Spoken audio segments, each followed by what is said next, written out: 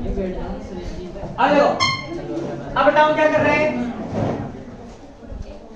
ये तो लिखा अपन ने किससे, ये किसकी संख्या है अवशोषण की, ये किसकी है उत्सर्जन की, जिसमें ये किसकी है स्वतः उत्सर्जन की और ये किसकी है उद्दीप्त उत्सर्जन की। सब लिख चुके हैं पीछे। अब देखो इक्वेशन 2/1 करने पर आवाज बंद रखें। अब बताओ 2 में 1 का भाग लगाओ, क्या आएगा RN M में आता है ना, यहाँ भी क्या है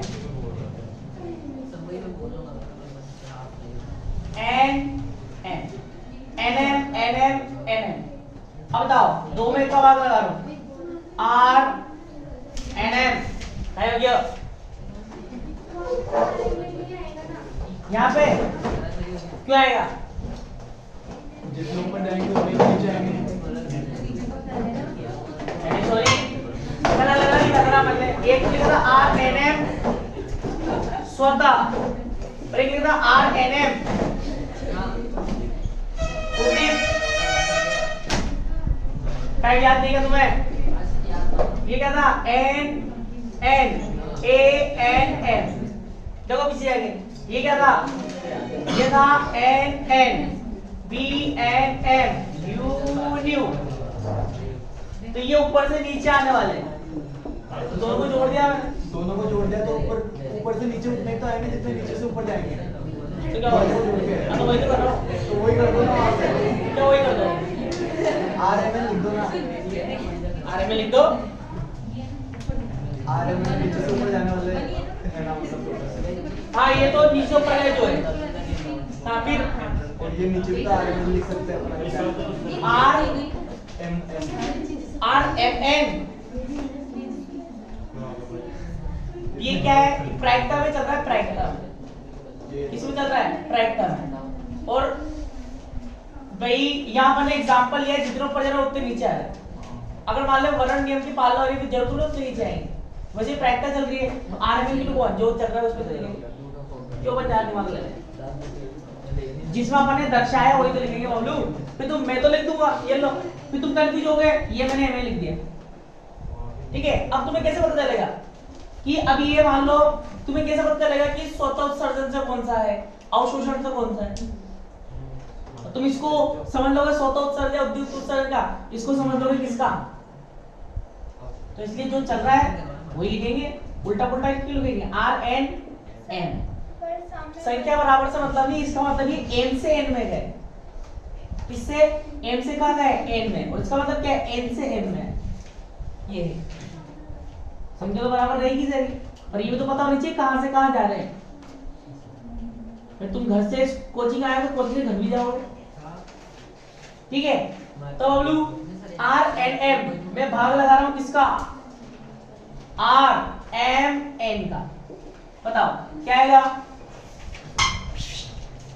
ANM NN plus NN BNM UNU भाटो भाटो क्या आएगा NN BMN UNU, ये बनेगा।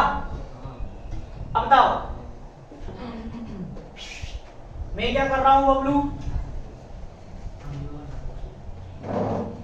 RMN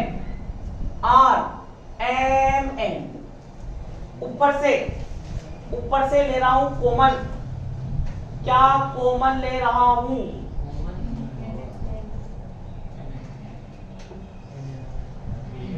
ऊपर से कॉमन ले NN और ANM कॉमन ले,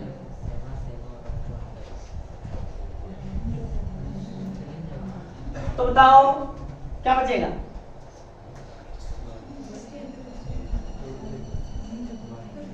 वन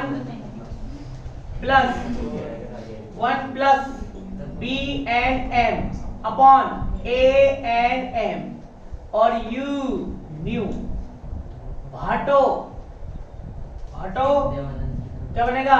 NM और बबलू BMN और U न्यू शूगी। चलो भाई आगे लो, फिर यू न्यू को मान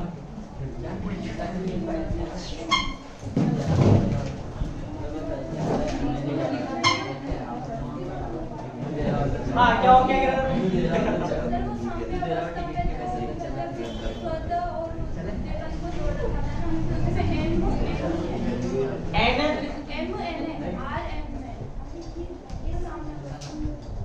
अरे छोरी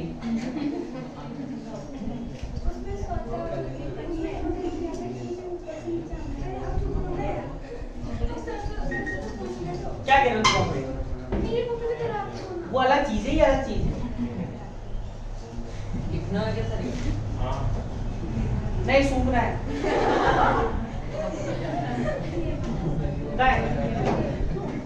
हाँ चलिए आओ। अरे यार इसमें तो मैंने अब ये लिखा पहले, ये मेरी इक्वेशन नंबर 1 होगी ना? इक्वेशन तो ये ही ना सर। अरे छोरी हाँ ये इक्वेशन 1 होगी, ये इसका मान ये तो है, ये इक्वेशन 1 होगी।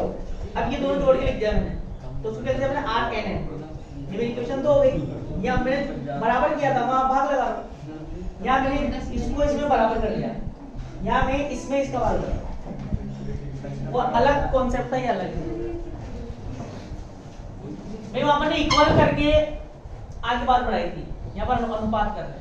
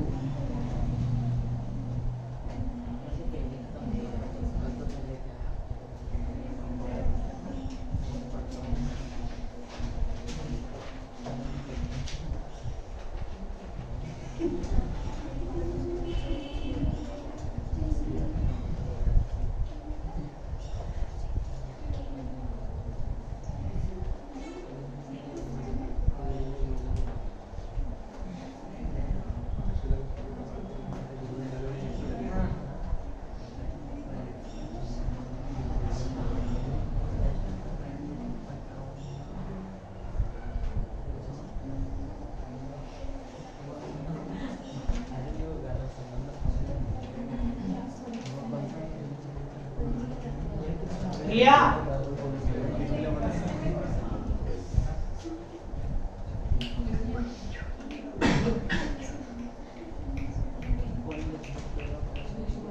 चलें एक चलो सर, कल का छूट गया था सर हमारा।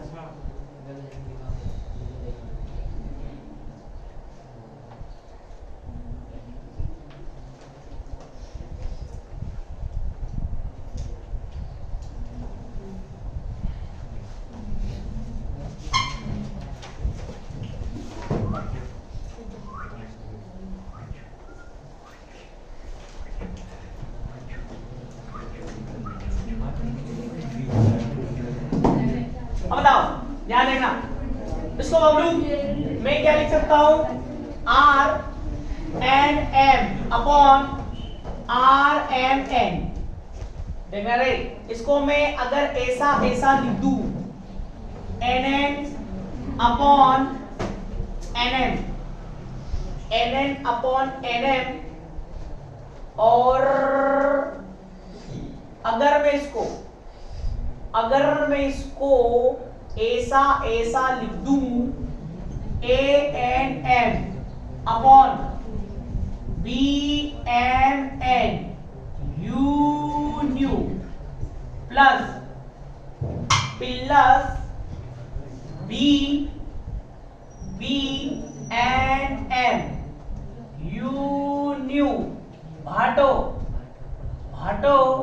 BMN U न्यू, ये लिख सकते हैं। अंदर इंटू कर दिया ना, इसको अंदर इंटू कर दिया, इसको भी अंदर इंटू कर दिया,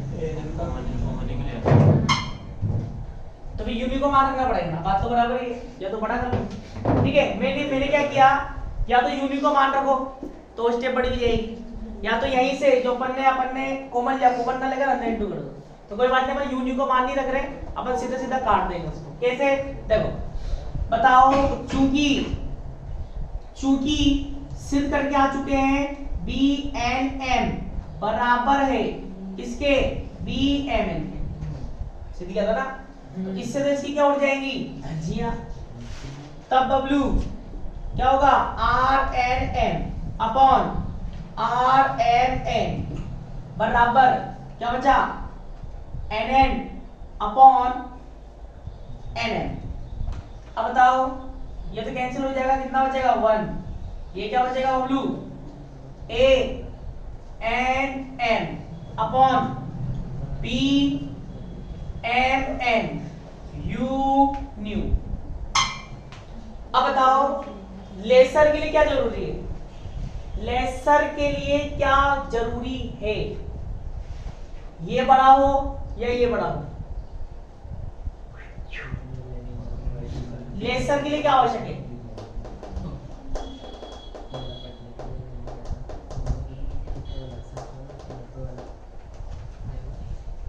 लेसर के लिए क्या जरूरी है,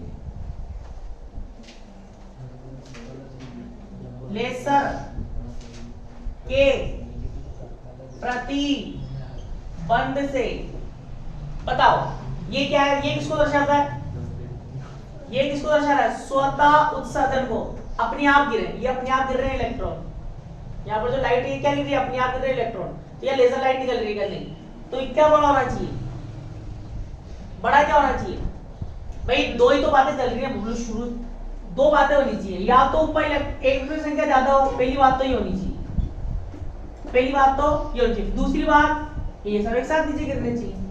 ठीक है, तो ऊपर जब इलेक्ट्रॉन की संख्या ज्यादा होती है इसको अपन क्या बोलते हैं, जनसंख्या व्युत्क्रमण की स्थिति, और जब ये ऊपर से नीचे एक साथ गिरेगी तो इसको अपन क्या बोल रहे हैं, उद्दीप्त उत्सर्जन, क्या बोल रहे हैं, उद्दीप्त उत्सर्जन। ठीक है, तो यहाँ पर लेसर के लिए क्या जरूरी होना चाहिए, देखो ये तो होना ही नहीं चाहिए, इसका मतलब क्या है, अगर ये बड़ा हुआ इससे तो इसका मतलब स्वतः उत्सर्जन होगा, स्वतः उत्सर्जन का मतलब इलेक्ट्रॉन अपनी मर्जी से नीचे गिरेंगे, अमरूद क्या गिरेंगे, अपने आप नीचे गिरेंगे, तो लेसर तो होगा नहीं, तो क्या जरूरी है, BMN U न्यू से, U न्यू बहुत बड़ा हो किससे, ANN से। इसका मतलब ये है कि ऊपर यहाँ पर इलेक्ट्रॉनों की संख्या क्या हो, अत्यधिक हो, तो बताओ लेसर के लिए जरूरी है ये बहुत बड़ा होना चाहिए, किससे, NN से।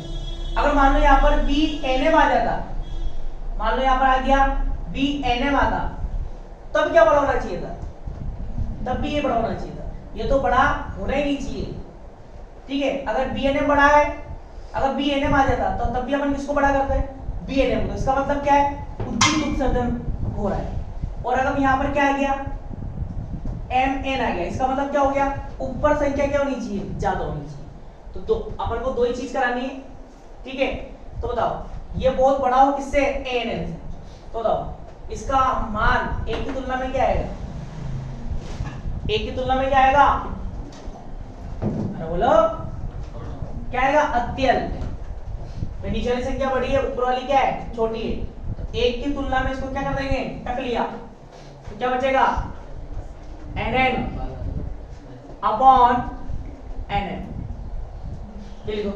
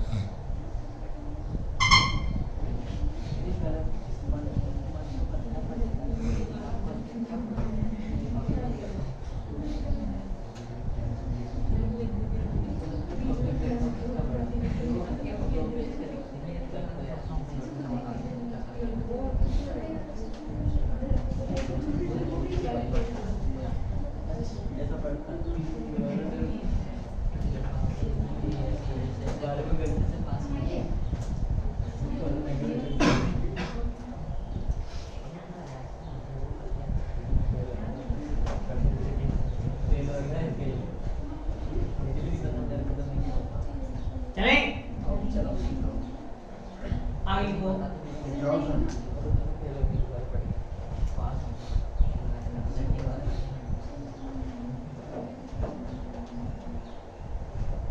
कक्षा में नेगेटिविटी ना फैलाएं। तो लिखो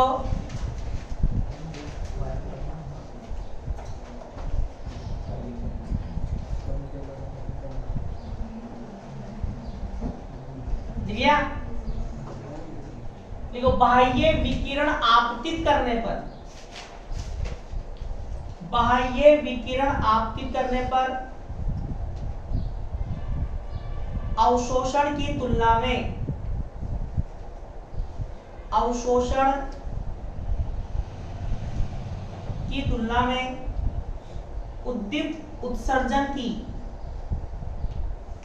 उद्दीप्त उत्सर्जन की प्रधानता हो, उद्दीप्त उत्सर्जन की प्रधानता हो। इस लाइन का मतलब, इस लाइन का मतलब, इस लाइन का मतलब क्या मतलब है? किसकी तुलना में? अवशोषण की तुलना। अवशोषण मतलब अपन क्या कर रहे हैं? अपन ये चाहते हैं कि जो विकिरण आपतित कर रहे हैं, जो विकिरण आपतित कर रहे हैं वो क्या काम करे, वो क्या काम करना चाहिए? नीचे से ऊपर ना ले जाकर जो ऊपर टंगे हुए हैं उनको क्या करें? नीचे गिराए। तो लिखा है क्या? लिखा बाह्य विकिरण आपतित करने पर अवशोषण की तुलना में, मतलब नीचे से ऊपर ना ले जाए, जबकि क्या करे? ऊपर से नीचे गिराए। मतलब उद्दीप्त उत्सर्जन की क्या हो? प्रायिकता हो। ये होना चाहिए। मतलब किसके लिए? लेसर के लिए। इसके लिए आवश्यक है कि प्रधानता हो या अधिकता हो की बात है, प्रधानता हो। इसके लिए आवश्यक है कि, इसके लिए आवश्यक है कि क्या आवश्यक है? एन बड़ा देन एन एम हो। मतलब nवें ऊर्जा स्तर में परमाणुओं की संख्या क्या हो? अत्यधिक हो mवें ऊर्जा स्तर से। मैं ऊपर संख्या क्या होनी चाहिए? ज्यादा। अब बताओ ऊपर वाले ऊर्जा स्तर में परमाणुओं की संख्या ज्यादा होना एक असामान्य स्थिति होती है। कौन सी? असामान्य स्थिति। उस असामान्य स्थिति को क्या बोलते हैं? जनसंख्या व्युत्क्रमण की स्थिति। ये कौन सी स्थिति चल रही है? सामान्य स्थिति। सामान्य स्थिति में क्या होता है? इलेक्ट्रॉन पर जाएंगे, नीचे गिर जाएंगे, फिर जाएंगे, फिर नीचे गिर जाएंगे। मतलब ऊपर वाले ऊर्जा स्तर में इलेक्ट्रॉनों की संख्या कम रहती है। क्या रहती है? कम। तो कम रहेगी तो सामान्य प्रकाश निकलेगा। और अगर ऊपर संख्या बहुत ज्यादा होगी किसकी तुलना में? निचले वाले ऊर्जा स्तर की तुलना में, तो वो किसमें सहायता प्रदान करता है? लेसर प्रकाश। तो इसको क्या बोलते हैं अपन? तो जो कि असामान्य स्थिति है, जो कि असामान्य स्थिति है, इसे जनसंख्या व्युत्क्रमण, इसे जनसंख्या व्युत्क्रमण की स्थिति कहते हैं। जनसंख्या व्युत्क्रमण की स्थिति कहते हैं। पूछेगा आपसे सेक्शन ए में, जनसंख्या व्युत्क्रमण की स्थिति से आप क्या समझते हैं?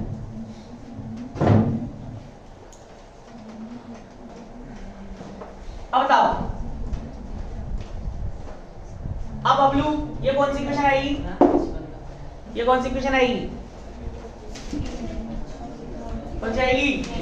थियरी आएगी।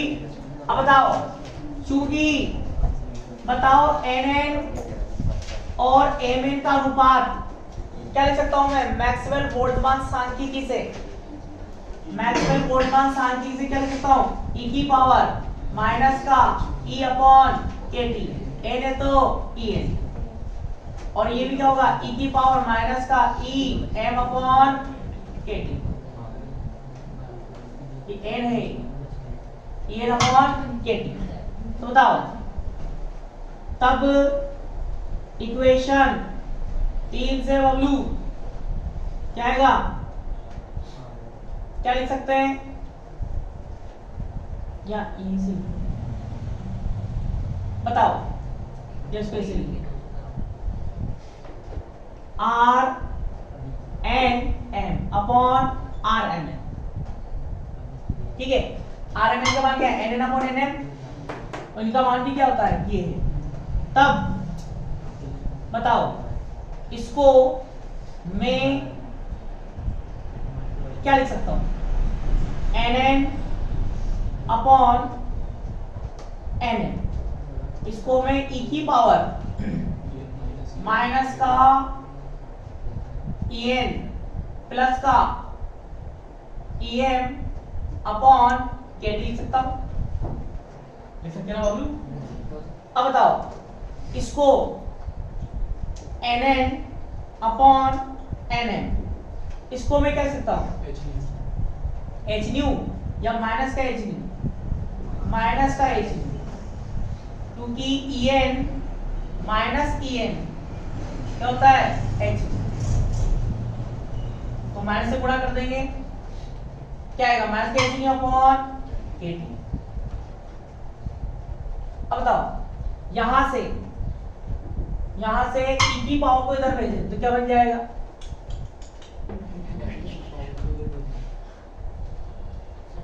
मतलब इसको अपन क्या लिख सकते हैं? एन एन,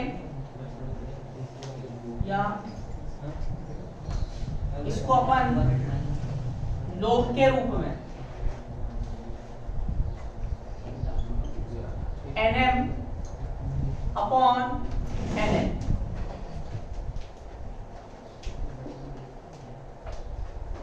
वैसे लिखें इसको, log nn अपॉन nm,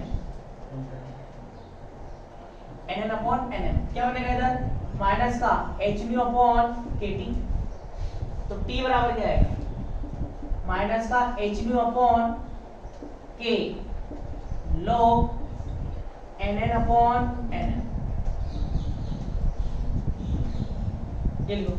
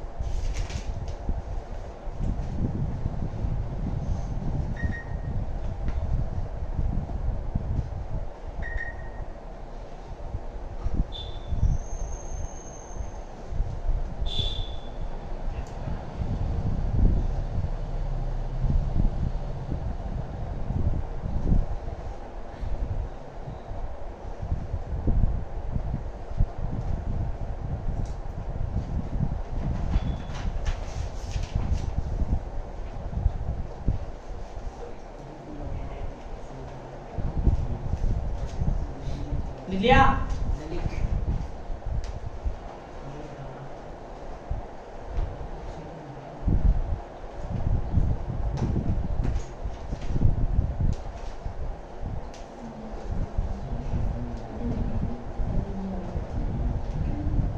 लिखो। आता स्पष्ट है कि जनसंख्या व्युत्क्रमण की स्थिति में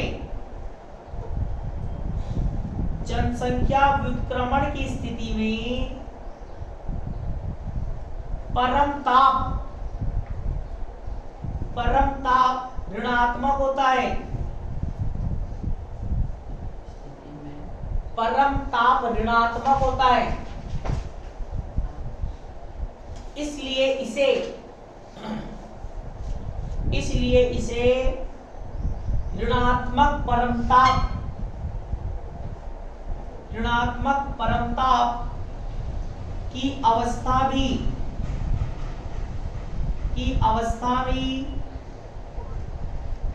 कहते हैं।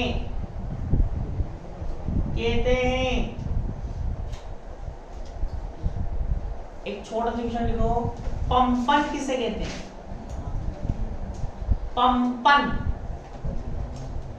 पंपन किसे कहते हैं?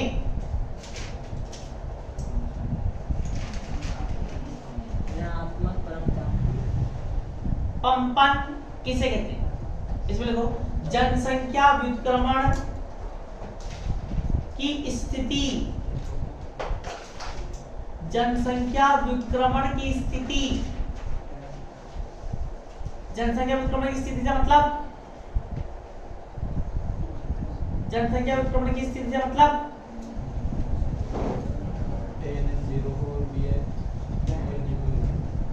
दिखाया nm बढ़ा दें जाओ nm हो, मतलब उच्च ऊर्जा स्तर में इलेक्ट्रॉनों की संख्या क्या हो? अत्यधिक।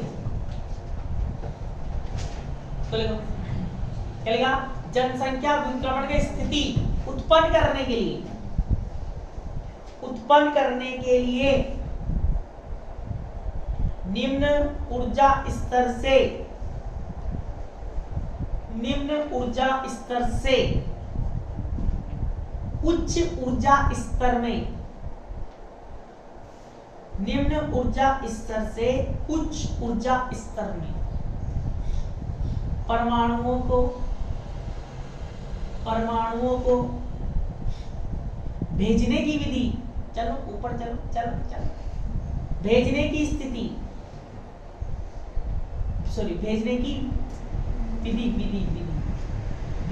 विधि नीचे से ऊपर भेजने की विधि पंपन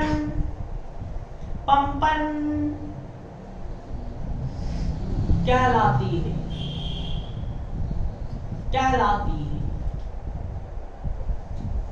तो ये था बबलू लेसर का सिद्धांत। तो शुरू से ही बोलता हूं में दो चीज जरूरी है। क्या जरूरी है? उच्च ऊर्जा स्तर में संख्या ज्यादा हो और उद्दीप उत्सर्जन की प्रायिकता क्या हो? ज्यादा हो। ऊपर लेके जाओ नीचे गिराओ, ऊपर लेके जाओ नीचे गिराओ। ये तो अभी तक अपन ने जो पढ़ा सब थ्योरेटिकल था। क्या था? थ्योरेटिकल। अब इस थ्योरेटिकल ज्ञान के आधार पर प्रैक्टिकली एक उपकरण बनाया गया जिससे लेजर प्रकाश निकलता है और लड़ाकू विमान को गिरा देते हैं।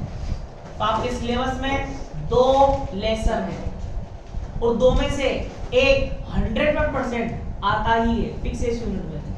तो 2 है, पहला है हीलियम नियोन गैस लेसर, दूसरा है रूबी लेसर। एक हीलियम नियोन और एक रूबी लेसर।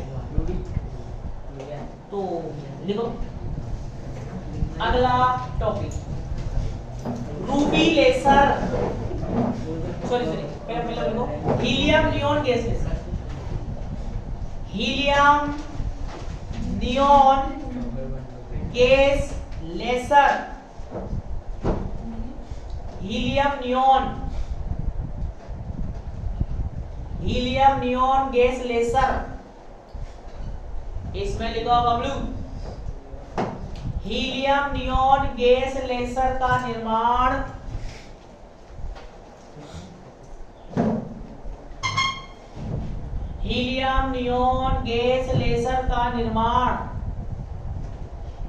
आलीजावन नामक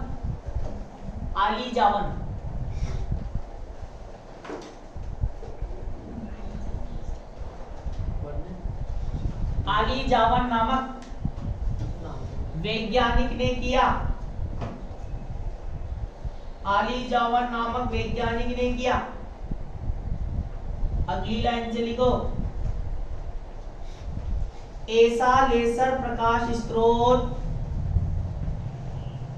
ऐसा लेसर प्रकाश स्रोत जिससे स्पेक्ट्रम की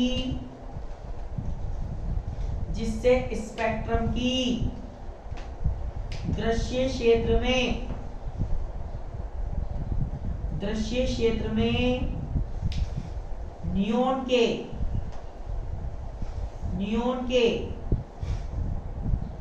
6328 एंगस्ट्रॉम, नियॉन के 6328 एंगस्ट्रॉम तरंग दैर्घ्य के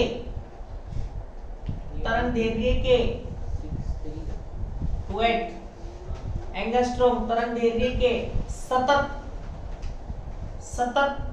प्रकाश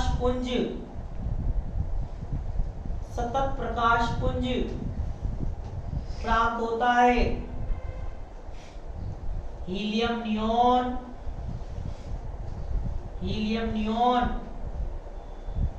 गैस लेसर कहलाता है। हीलियम नियॉन गैस लेसर कहलाता है। सेकंड पॉइंट लिखो, बनावट। सेकंड पॉइंट लिखो बबलू, बनावट। इसमें लिखो हीलियम नियॉन गैस लेसर की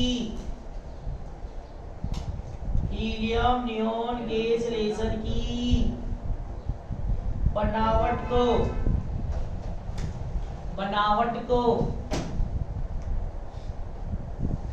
नीचे चित्र में दर्शाया